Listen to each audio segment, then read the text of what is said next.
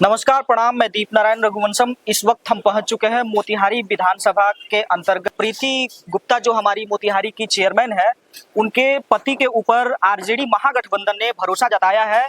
अब हम जानना चाहेंगे।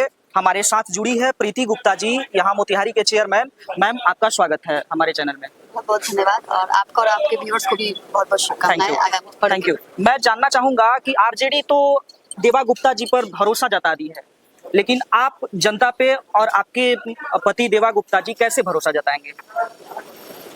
अगर आप इस तरह से देखेंगे तो अभी 2.5 वर्ष पहले ही मैंने मेयर का चुनाव जीता था और लगातार मैं जनता के लिए कृत संकल्पित हूँ कि मैं किस तरह जनता को हर सुविधा दे पाऊँ और उनके हर सुख दुख में शामिल हूँ। इस क्रम में मैं हर जनता से हमेशा मिलती रहती हूँ, वार्ड का भ्रमण करती रहती हूँ, तो मुझे लगता है कि जनता का विश्वास देवा गुप्ता जी के साथ है। बिल्कुल, आपकी कार्यकाल तो हमने देखा है, काफी स्वर्णिम कार्यकाल रहा है, लेकिन हम जानना चाहेंगे क्या आपकी कार्यकाल से आकलन हम देवा गुप्ता के कार्यों पर या फिर उनके विचारों पे हम कर सकते हैं, या फिर उनके कार्य का आकलन की कैसे करेंगे? आप ही के जैसे करेंगे, या फिर सिक्का के दो पहलू, दोनों एक ही, हेड तो मेरा ही, टेल तो मेरा ही, वही आप कहना चाहेंगे?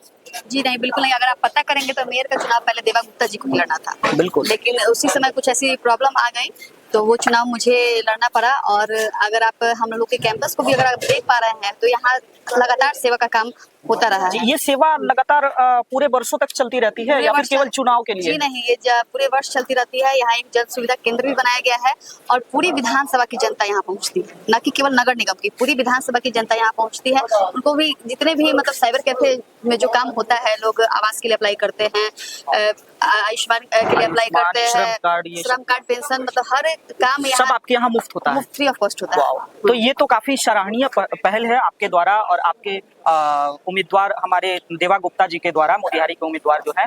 तो हम जानना चाहेंगे कि पार्टी जो है, आरजेडी पार्टी, काफी अच्छी पहल, बहुत सारी पहल लाई है। क्या आप उसी पहल पे काम करेंगे या फिर अपना भी कोई मुद्दा है? किस मुद्दा पे आप काम करेंगे? आपके उम्मीदवार काम करेंगे और आप लोग काम करेंगे? देखिए, पार्टी का भी बहुत अच्छा मुद्दा है, जो काम होने चाहिए मोतिहारी विधानसभा में। जी जी, यहाँ भी महंगाई बस हर जगह है, मतलब विधानसभा में भी है। हाँ। तो जिस तरह हमारे पार्टी का दिशा निर्देश है कि हर माह अगर उनकी सरकार बनती है तो हर माह 200 यूनिट फ्री दी जाएगी बिजली। महंगाई को भी आप देखेंगे कि बहुत तेजी से आगे बढ़ा है। गैस सिलेंडर लोगों को 1000 प्लस हो जाता है लेने में, उसको 500 किया जाएगा।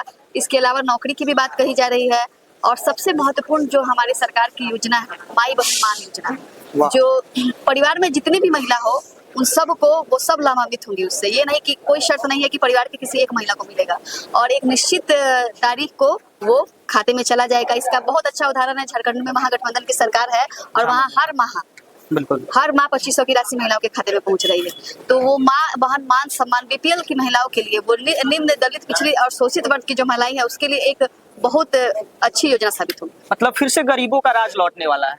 बिल्कुल, पिछड़ों का राज लौटने वाला है। जैसा कि कहा जाता है कि लालू यादव गरीबों के मसीहा थे, मसीहा है भी।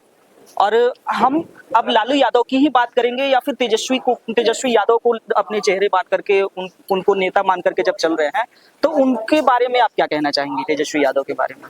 तेजस्वी जी के बारे में बस यही कहना चाहूंगी कि मैं भी उनसे बहुत प्रभावित हूँ। पर्सनली बता रही हूँ कि उनकी 17 महीना की सरकार हमने देखी है, जहाँ उन्होंने कोई जात नहीं देखा, कोई धर्म नहीं देखा, हर किसी को समान रूप से 5 लाख नौकरी जो देने का काम किया गया है, तो बिना जात धर्म देखे हुए वो काम किया गया है। इसीलिए आपके यहाँ भी बिना जात धर्म देखे हुए ये सब कार्य किया जा रहा है। बिल्कुल, अगर मेरा मेयर का चुनाव भी देखेंगे तो उस चुनाव में भी लोगों ने हर जाति धर्म से ऊपर उठकर मुझे अपना आशीर्वाद दिया था और मैं पुनः ये उम्मीद करती हूँ और मुझे विश्वास भी है विधानसभा की समस्त जनता पे कि वो उसी तरह से देवा गुप्ता जी को भी हर जाति धर्म से ऊंचा उठ के अपना वोट रूपी आशीर्वाद देंगे। अच्छा, किस मुद्दे पे आप लोग वोट मांग रही हैं?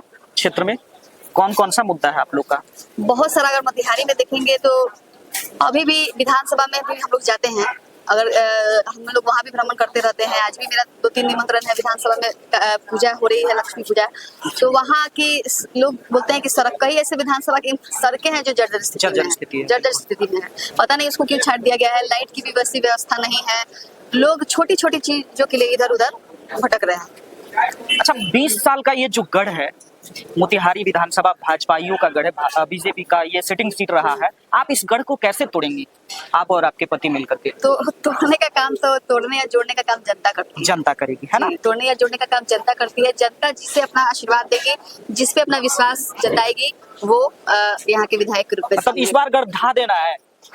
ये जनता डिसाइड करेगी कि उन्हें क्या करना है। नहीं नहीं, आप क्षेत्र में घूम रही हैं तो लग ही रहा होगा ना। हम लोगों को जनता का प्यार मिलता है। हम लोग क्या लगता है इस बार मोतिहारी विधानसभा से दिव्यांशु भारद्वाज निर्दलीय प्रत्याशी आ गए हैं, आपके जनसुराज से आ गए हैं डॉक्टर अतुल कुमार, क्या लगता है इन लोग के आने से क्या प्रभाव पड़ेगा? आपको फायदा है या फिर सिटिंग एमएलए को फायदा है? सभी प्रत्याशी, सभी पार्टी ने अपने अपने प्रत्याशी दिए हैं मोतिहारी नगर निगम की जनता को, कुछ निर्दलीय भी है।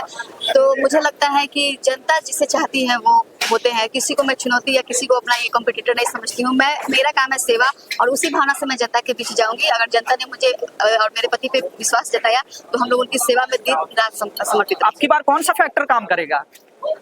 हर फैक्टर से ऊपर उठकर जनता हम लोग का आशीर्वाद देगी। सब फैक्टर से ऊपर उठ करके आशीर्वाद देगी। जी, कोई चलिए, तो इस वक्त हमारे साथ जुड़ी थी मोतिहारी के मेयर प्रीति गुप्ता जी, जिन्होंने वर्तमान स्थिति में, जो वर्तमान परिवेश में जो राजनीतिक चल रही है और कैसे ये अपना विश्वास जताएंगी जनता पे और कैसे अपना सीट निकालेंगी अपने पति के साथ मिल करके, इन्होंने अपनी रणनीति तैयार करी है। इसके बारे में चर्चा हुआ। आप सभी जुड़े रहे हमारे न्यूज़ सफर चैनल के साथ। धन्यवाद।